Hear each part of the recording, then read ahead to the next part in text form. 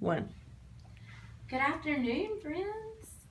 Okay, so remember yesterday when we read some about Jackie Robinson and how we talked about how he was from Georgia and then he and his family moved to California and he joined the Army and he loved to play baseball. And remember, we talked about how professional baseball at that time didn't allow African Americans to play. It was only white people. And so we talked about how Jackie Robinson had to play for a Negro League. Well, today we're going to talk a little more about Jackie Robinson and how he overcame some of these struggles. Jackie Robinson didn't know it, but among the thousands of people who watched him play were scouts for the Brooklyn Dodgers. That's a professional baseball team. Branch Rickey, the president of the all-white team, had decided it was time that Major League Baseball became a truly national game, open to all players, black and white. The scouts were looking for an African-American player who was good enough to help the team win and brave enough to be the first black in the all-white major leagues. On August 28, 1945, Branch Rickey met Jackie Robinson. Rickey told Robinson that he'd like him to play for the Dodgers, but he could expect trouble. Rickey said, "I'm looking for a ball player with guts enough not to fight back." So why do you think that could have been a problem? What are some of the problems that could happen? They wouldn't like him. That's right. Some of the white players might not like the idea of an African American playing. In 1946, Jackie Robinson played for the Montreal Royals, the Dodgers' top minor league team.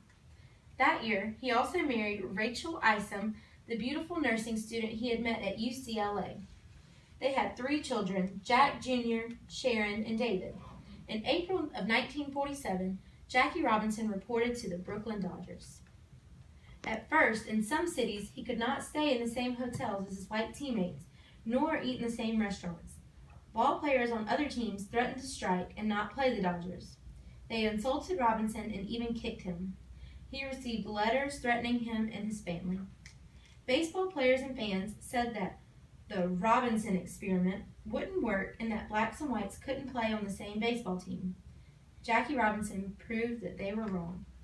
That year, 1947, Robinson's first on the Dodgers was said to be the toughest first season of any ball player had faced.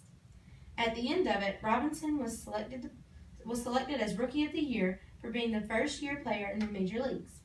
In 1949, he was selected as the most valuable player in the National League.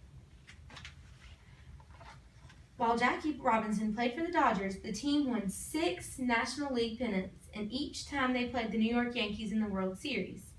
The Dodgers won in 1955 and were Major League Baseball's world champions. Until after the 1956 season, when Robinson retired, he was one of the best players in baseball. In 1962, he was the first African American inducted into baseball's Hall of Fame. In 1956, Jackie Robinson was awarded the Spingarn Medal for his sportsmanship and his work with young African Americans. In the years following his retirement from baseball, Robinson worked as vice president of Chock full of Nuts restaurants. He was active in the efforts to get equal rights for African Americans, and he helped establish the Freedom National Bank in Harlem, New York City. Jackie Robinson was stricken with diabetes and heart disease. He died of a heart attack on October 24, 1972. He was just 53 years old. Jackie Robinson was a gifted athlete, but it was his courage more than his ability to play baseball that made him truly great. Being the first African American player in the Major League Baseball was an important step towards equal rights for Americans. So do you guys like talking about baseball? Yes. Me too. That's why I wore my baseball hat today. Up here you can see a picture of Ebbets Field. This is where Jackie Robinson played when he played for the Dodgers. So let's talk about some of our questions. How did Jackie Robinson change the face of baseball? Riley? Because he was the first African American to play for the major leagues. You're right. And how did Jackie Robinson influence other African American athletes, not just baseball players, but basketball players and soccer players? Josh? Well, when Jackie Robinson played, he gave other African Americans confidence to go out and play their sports as well and not be afraid of the criticism or anything. Very good, that's right. And why do we still celebrate Jackie Robinson's accomplishments today? Brianna? it's good to see where we came from, and like back then there was so much segregation and they treated people badly. So now we can see how African Americans can join in with other teams and things. Very good.